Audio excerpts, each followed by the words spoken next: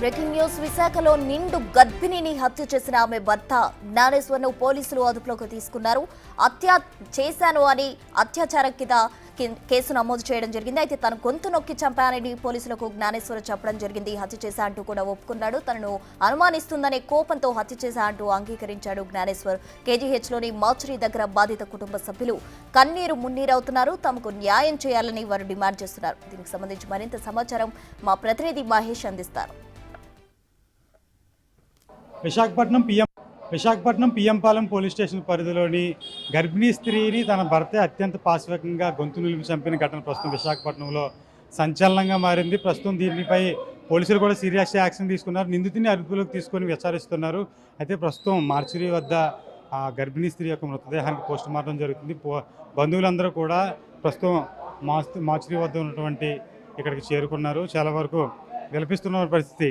మరికొన్ని గంటల్లోనే పండంటి బిడ్డను ప్రసవించవలసిన సమయంలో అత్యంత దారుణంగా అతను భర్తే చంపేయడంతో బంధువులందరూ కూడా తీవ్రంగా విలపిస్తున్న పరిస్థితి. ప్రస్తుతం అయితే మనతో పాటు వాళ్ళ అమ్మమ్మ ఉన్నారు. ఇంట్లోని వాళ్ళకి తోడుగా ఉంటారని చెప్పి అమ్మమ్మను అక్కడ పెట్టారు. తర్వాత ఉదయాన్నే లేచిన తర్వాత ఏం జరిగింది, స్వయంగా మొదటి విట్నెస్ అమ్మమ్మ అన్నపూర్ణ మనతో ఉన్నారు. ఏం జరిగింది ఉదయాన్నే మీరే ఉన్నారు కదా? సాయంకాలం బయటికి వెళ్ళి వచ్చారు.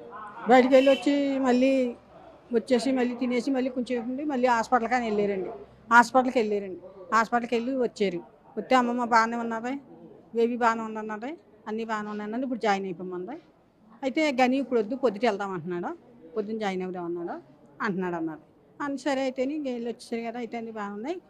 వెళ్ళగానే మాత్ర ఎత్తానమ్మా, పొద్దుట వెళ్ళగానే ఇప్పుడు జాయిన్ అయిపోయేలా ఉంటే మాత్ర ఎత్తాను, నొప్పులు వచ్చేస్తే లేకపోతే ఆపరేషన్ చేయించేస్తాను అన్నమాట. అయితే కానీ వద్దన్నాడు. వద్దంటే ఇంక సరేలే పొద్దున్నే పొద్దున్నే వెళ్ళిపోతాను, నేను పొద్దున్నే బేలు వేసేస్తానంటే నేను పొద్దున్నే లేచి అన్ని చక్క పెట్టుకుని అన్ని వండుకుని అన్నం పెట్టి ఆ ఇడ్లీ పెట్టేసండి పిల్లకి స్నానం చేయించేసి తీసుకెళ్తామని వెళ్ళి గేట్ కాడికి వెళ్ళి అను అంటే అని మాట్లాడతలేదండి. 2 కేకలకే మాట్లాడేది. అలాంటిది అను అంటే 3 కేకలు వేసినా మాట్లాడకపోతే అక్కడ కూర్చున్నారు కావాలండి, అన్నీ అయిపోయినట్టున్నాయి. వచ్చారు, బాబు అన్ని మాట్లాడతాయి బాబాయ్ అంటే వచ్చి అను అని కాకెత్తే అంబులెన్స్ ఫోన్ చేసి ఫోన్ చేస్తలేదు. డాక్టర్ అమ్మకి ఫోన్ చేసి ఫోన్ చేస్తలేదు. లేదమ్మా అయిపోయిందమ్మా అంటున్నాడు.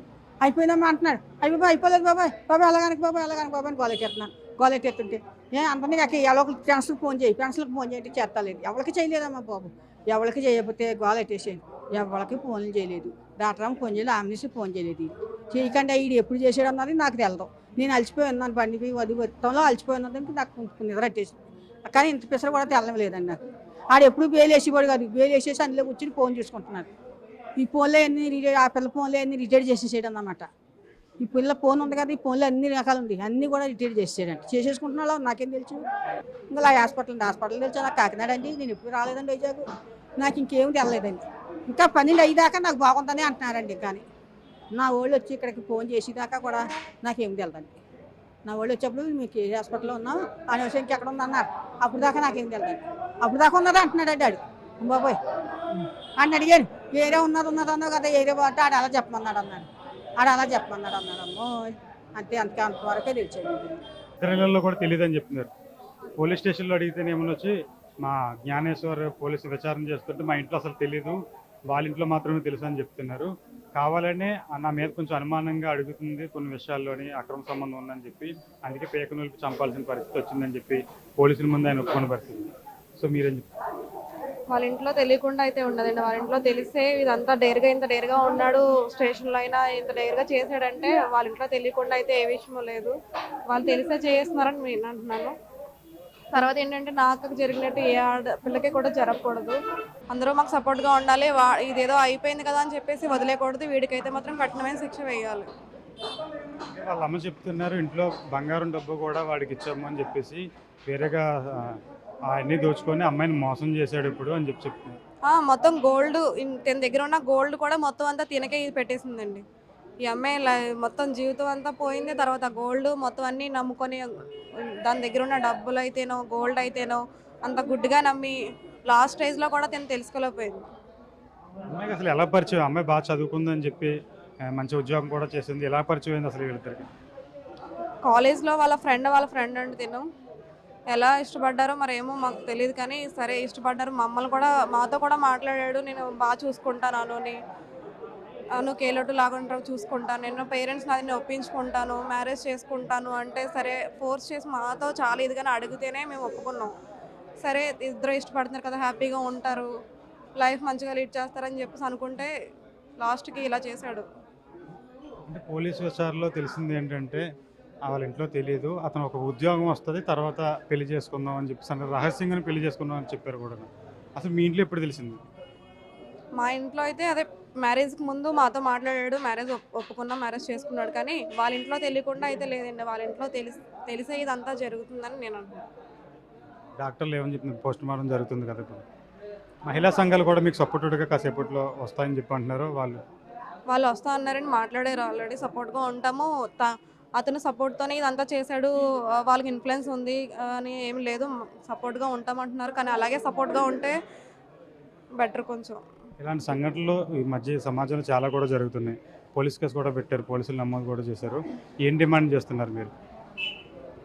మేమైతే ఏమి డబ్బులు ఆస్తి మేమేమి అడగట్లేదు, కాకపోతే ఏంటంటే వాళ్ళ తల్లిదండ్రులు పిలిపించమని అడుగుతున్నాం. ఎందుకంటే నాకు ఇంత దారుణంగా చంపేశాడు కాబట్టి వాళ్ళ తల్లిదండ్రులను పిలిపించి కనీసం నా అక్కడిని చూడాలి కదా.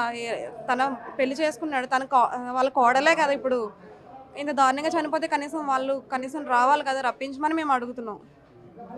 ప్రస్తుతం వాళ్ళ అమ్మగారు కూడా అయితే అక్కడ ఉన్నారు, కానీ మాట్లాడలేని పరిస్థితిలో ఉన్నారు. ప్రస్తుతం కుటుంబం అంతా కూడా తీవ్ర నిరాశలో ఉన్నారు, విలపిస్తున్నారు. ఇలాంటి పరిస్థితి ఏ కుటుంబానికి కూడా రాకూడదు.